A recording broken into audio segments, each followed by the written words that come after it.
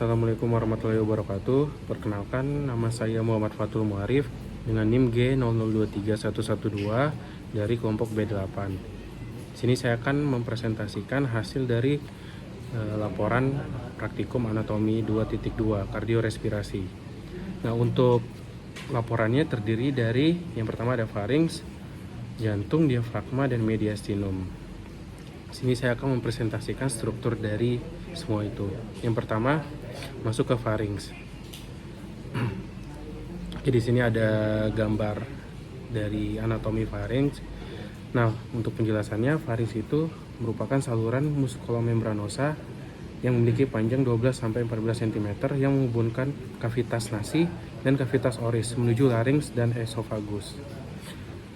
Nah, untuk lebih gampangnya lagi, kavitas nasi itu merupakan bagian respiratori superior atau bagian hidung, dan kavitas oris atau melewati bagian mulut.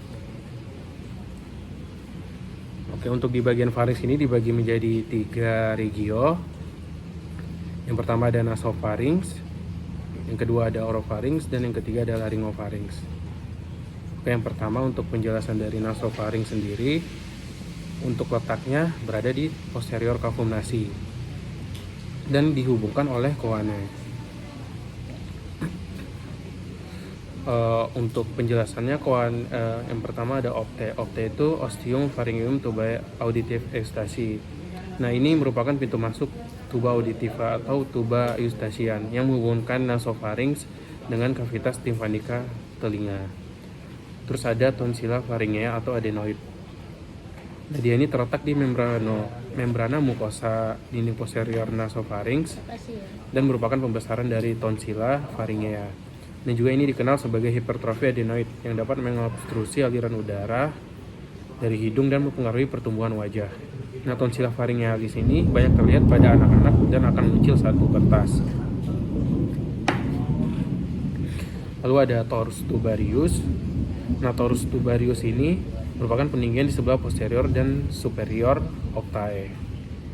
Lalu ada torus levatorius. Kalau levatorius ini peninggian juga. Nah, dia ini peninggiannya di inferior optae yang dibentuk oleh musculus levator veli palatini. Dan yang terakhir ada recessus pharyngeus. Nah, recessus pharyngeus ini terletak di dorsal torus tubarius dan memanjang ke atas sampai atap farinks. Nah, jaringan limfoid ini terkadang terdapat di membrana mukosa di recessus pharyngeus yang disebut sebagai tonsilla tubaria. Oke, lanjut ke orofarinks. Untuk letaknya itu berada di VC2 sampai VC3. Nah, fungsinya ini untuk proses pencernaan. Nah, di orofarinks ini terdapat 5 bagian. Yang pertama ada isthmus faucium, lalu ada arcus palatoglossus, arcus palatopharyngeus, fossa tonsillaris, dan yang terakhir ada tonsilla palatina.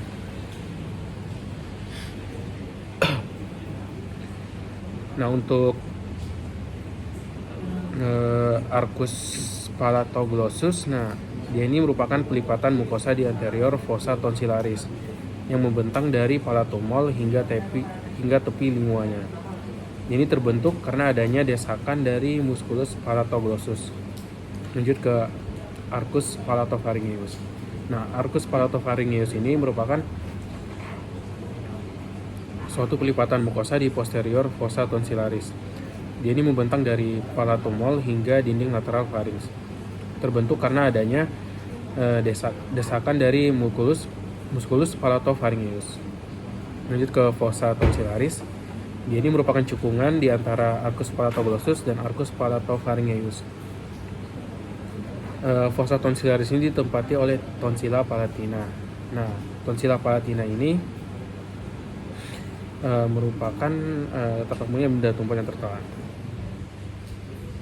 Lanjut ke laryngofarinx. Nah, untuk laryngofarinx ini skoliotopisnya atau tempatnya itu berada di VC3 sampai VC5. Ini menjadi 2 parts. Yang pertama ada fossa piriformis dan aditus laryngis. Kalau fossa piriformis ini terletak di kanan dan kiri dari laryngofarinx. Dia ini berfungsi untuk menampung benda tajam yang tertelan. Sedangkan kalau untuk benda tumpul akan terpampang di valicula epiglottica pada orofarinx. Lalu aditus laryngis. Auditus larynx ini merupakan pintu masuk menuju larynx. Ini terletak pada anterior laryngopharynx. Oke, vaskularisasi dari faring. Untuk bagian arterinya, bagian atas itu berasal dari arteri carotis externa. Ini untuk arterinya pertama ada arteri maxillaris. Ini bermuara di ramus pharyngeus dan arteri palatina descendens. Lalu ada arteri facialis. Ini bermuara ke ramus tonsillaris dan arteri palatina ascendens. Lalu ada arteri pharyngea ascendens dan arteri lingualis untuk bagian atas. Nah, lanjut ke bagian bawah. Ini berasal dari truncus thyrocervicalis arteri subclavia. Ya, dia itu ya terdapat satu doang, di mana arteri thyroidea inferior. Dia bermuara ke ramus pharyngealis. Tonsilla palatina ini mendapat suplai darah yang utama dari ramus tonsillaris dan arteri facialis. Terus untuk venanya, karena yang pertama ada plexus venae pharyngealis, dimana dia ini mengalir ke plexus pterygoideus di superior dan ke vena facialis serta vena jugularis interna di inferior. Ini diinervasi oleh dua inervasi. Yang pertama ada inervasi sensorik dan motorik. Nah, untuk inervasi sensorik ini berasal dari plexus pharyngeus dari nervus glossopharyngeus. Dan untuk motoriknya, ini dari plexus pharyngeus dari nervus vagus. Lanjut ke struktur kardio. Nah, kardio ini dibagi menjadi dua struktur, yaitu struktur eksterna dan struktur interna.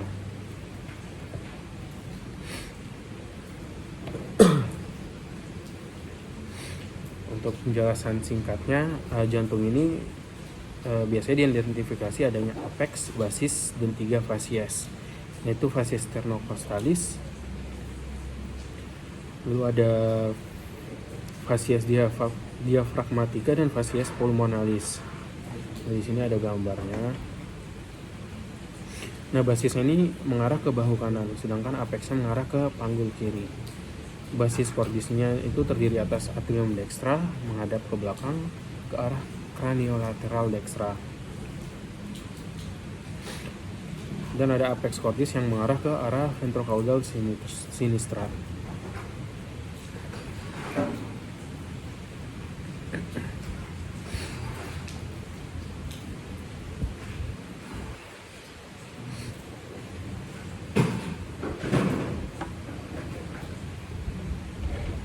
Yang pertama ada struktur eksterna.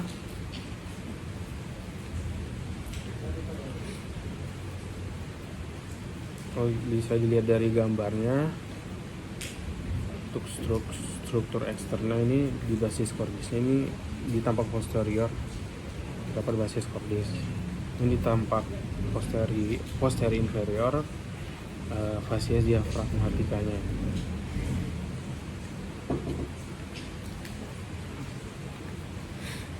Lanjut ke skeleton cordis. Nah, skeleton cordis ini fungsinya itu tempat melekatnya miokardium atau yang biasa untuk sebagai kerangka jantung. Nah, tempat perlekatan cuspis atau katup jantung dan isolator impuls antara atrium dan ventrikel. Nah, skeleton cordis ini terdiri atas annulus fibrosus, trigonum fibrosus, dan pars membranacea septum interventricular, interarteriolar, dan atrioventricular. Bisa lihat dari gambar, terdapat fibrosus, di mana ada membrana intraeal septum, tunnel bundle AV bundle, vena pulmonare, arteri aorta atau arteri besar, dan terdapat membrana anteroventricular septum. Dan yang di sebelah kanan ini terdapat tract fibrostring atau tricuspid. Nah, skeleton cordis ini kan dibagi menjadi dua, ada annulus fibrosus dan trigonum fibrosus. Nah, di annulus fibrosus itu merupakan 4 cincin fibrosa, di mana dia ini mengelilingi 2 ostium, yaitu ostium anteroventricular, orficium aorta, dan orficium truncus pulmonalis. Lalu ke trigonum fibrosus. Dia ini daerah penebalan jaringan yang menghubungkan antara anulus. Dibagi menjadi dua, trigonum fibrosum dextrum dan trigonum fibrosum sinistra. Oke, kita lihat dari gambar, di mana yang sebelah kiri ini terdapat valva anteroventricularis sinistra atau biasa disebut pigospid karena dia memiliki dua muara. Nah, sedangkan di sebelah kanan ini terdapat valva anteroventricularis dextra atau trigospid memiliki tiga muara. Lalu ada valva aorta dan valva trunci pulmonalis.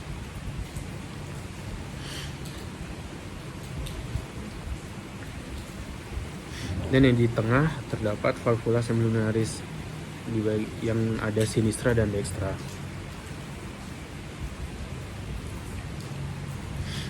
Nah, struktur interna dari jantung, pertama ada atrium dextra.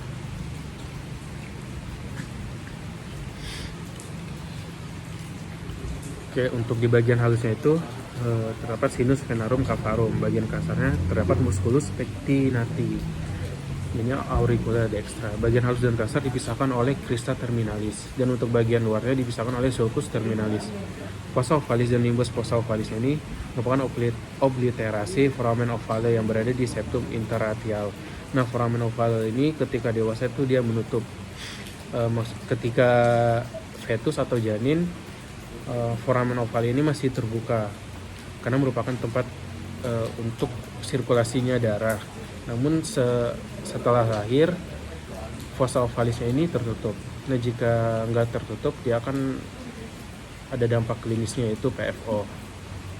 Lalu ada ostium ave dextra, dia ini menghubungkan dengan ventriculus dexter. Lalu ada ostium sinus coronaris, valvula TBC, dan terakhir ada ostium vena cava inferior, valvula eustachi. Ini dimuarai oleh yang pertama vena cava superior, ostium vena cava superior. Lalu ada vena cava inferior, sinus coronarius, dan venae cordis minimae.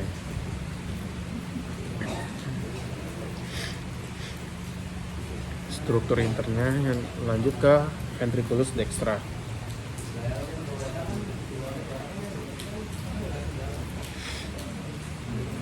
Ini terdiri atas satu ruangan kasar yang tersusun dari trabeculae carnae. Nah, trabeculae carnae ini dibagi menjadi tiga jenis. Yang pertama itu terdapat musculus papillaris atau chordae tendinea. Lalu trabecula septo marginalis, terdapat bundle of His dan rigi yang biasanya menonjol di bagian dalam. Ostium trunci pulmonalis menghubungkan dengan truncus pulmonalis.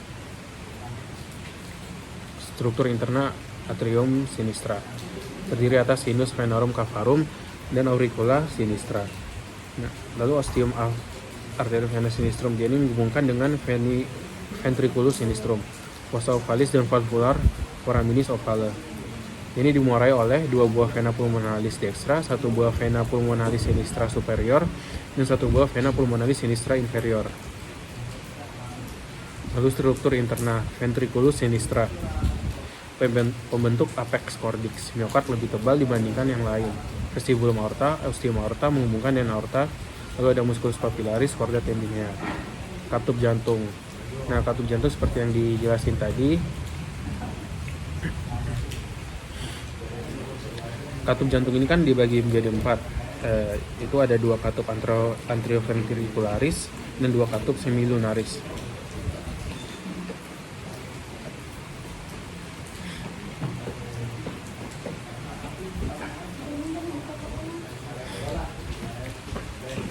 Oke, untuk mekanisme katup anterioventricularis itu, jadi ventrikel relaksasi. Nah, dimana ketika relaksasi tekanan di dalam ventrikel rendah. Lalu cuspисnya tergantung lemas. Nah, kemudian kedua valva anterioventricularisnya ini terbuka. Lalu darah masuk ke ventrikel. Nah, darah di ventrikel ini ketika penuh akan mendorong katup yang dialirin oleh darah dan tertutup chordae tendinea dan musculus papillaris, yang dimana menegang.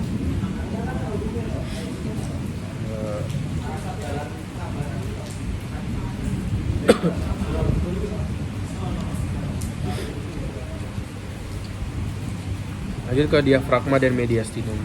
Nah, diafragma. Diafragma ini merupakan pembatas kavitas thoracis dan kavitas abdominis.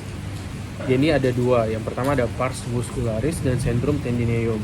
Nah, untuk di pars muscularisnya ini terdapat pars sternalis, costalis, dan lumbalis. Sedangkan kalau di centrum tendineum ini terdapat sentral doang.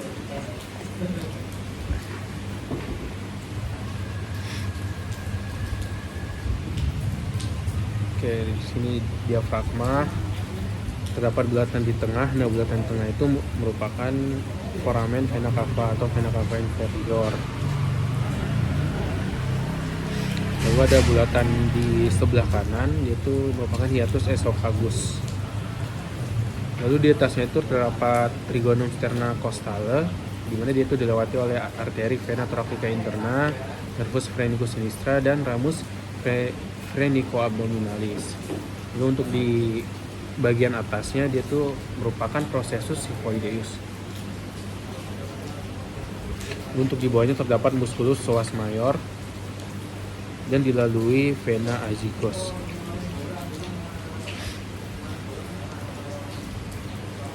Lanjut ke diafragma centrum tendineum. Ini ada 4, yaitu hiatus aorticus di mana setinggi VTH 12, hiatus esophagus setinggi VTH 10, foramen vena cava morgani setinggi VTH 8, dan trigonum sternocostale. Nah, neurovaskularisasi diafragma. Ini divaskularisasi oleh arteri phrenica inferior dan superior. Lalu ada arteri pericardiophrenica, ada arteri musculophrenica, dan di drainase vena paralel dengan arterinya. Dinervasi oleh nervus phrenicus atau nervus spinalis C3 sampai C5. Lanjut ke mediastinum.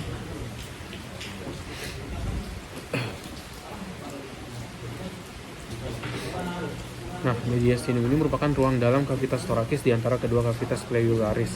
Ini sebuah bidang transversus yang membentang dari angulus sternalis sampai ke discus intervertebralis antara VTA 4 dan 5 yang membagi mediastinum menjadi mediastinum superius dan mediastinum inferius. Nah, mediastinum superius ini membentang dari apertura superior thorax sampai ke transfer thoracic plane, termasuk angulus sternalis dan antara VTH 4 atau 5 yang berisi timus, trachea, esophagus, arcus aorta, vena brachiocefalica dextra dan sinistra, vena intervascularis superior sinistra, vena cava superior, nervus vagus, nervus laryngeus recurrens, nervus phrenici, ductus thoracicus, dan nervus kecil lainnya, pembuluh darah dan pembuluh limfa. Nah, mediastinum ini kan lanjut ke mediastinum inferior anterior. Letaknya di anterior pericardium, di posterior sternum dan musculus transversus thoracis. Isinya sisa timus, nadi limfatika, lemak, jaringan ikat longgar. Lalu ada mediastinum inferior media, letaknya di antara kavitas pleura dextra et sinistra.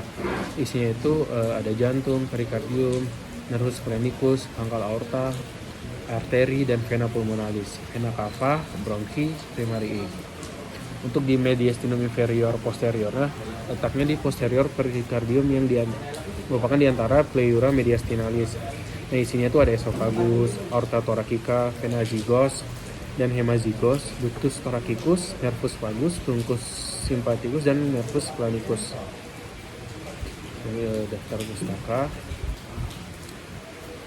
Terima kasih. Sekian dari presentasi laporan praktikum saya. Mohon maaf bila ada salah kata. Assalamualaikum warahmatullahi wabarakatuh.